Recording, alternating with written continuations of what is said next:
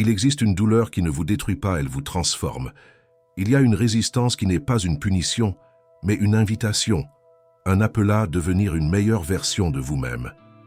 Cependant, très peu de personnes acceptent cette invitation, car elle se manifeste sous forme de fatigue, de solitude et de silence, surgissant dans des moments d'inconfort qui essaient de vous convaincre d'abandonner.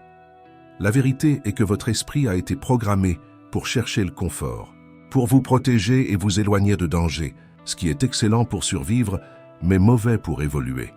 C'est pourquoi quand vous essayez de vous lever plus tôt, de vous entraîner alors que vous n'en avez pas envie, ou de maintenir la discipline sans voir de résultats rapides, votre esprit vous sabote. Il dit « Repose-toi, ça ne vaut pas la peine, ça ne va pas marcher ». Et beaucoup y croient, non pas parce qu'ils sont faibles, mais parce qu'ils n'ont jamais entraîné la force invisible qui séparait l'ordinaire de l'incroyable, qui est la persistance face à la douleur.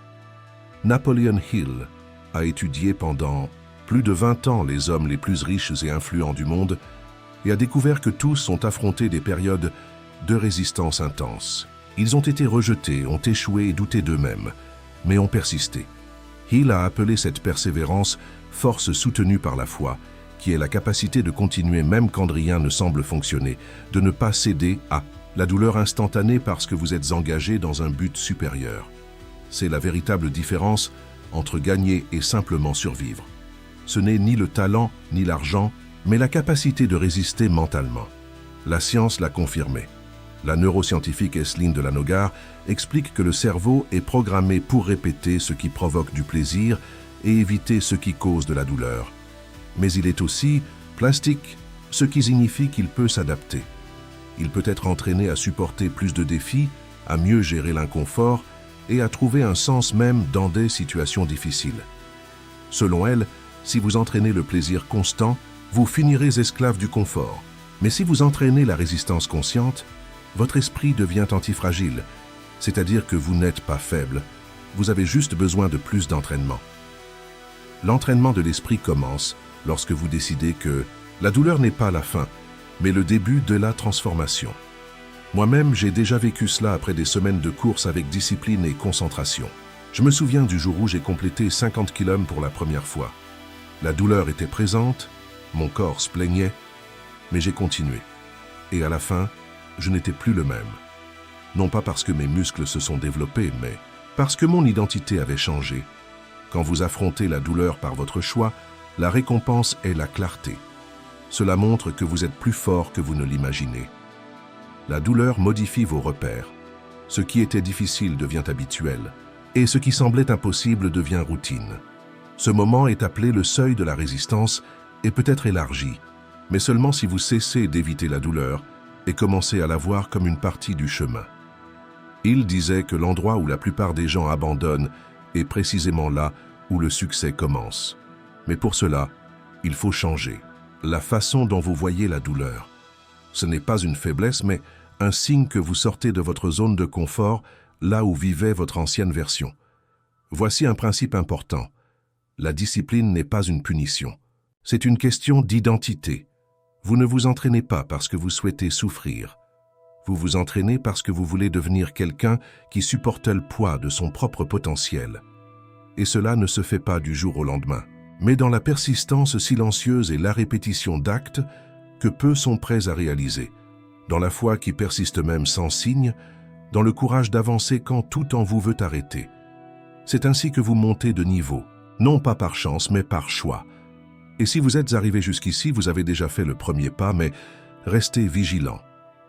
Le prochain niveau exige un esprit qui supporte la pression, une foi qui surpasse la douleur, une décision quotidienne de ne pas reculer. Dans les prochains blocs, nous explorerons comment ce changement se produit intérieurement, comment la Bible soutient ce chemin de renforcement et comment la foi devient le carburant pour augmenter votre résistance. Mais avant de continuer, prenez un engagement envers vous-même et écrivez dans les commentaires « Rien ne va m'arrêter ». Cette phrase n'est pas seulement un clic, c'est un message pour votre cerveau.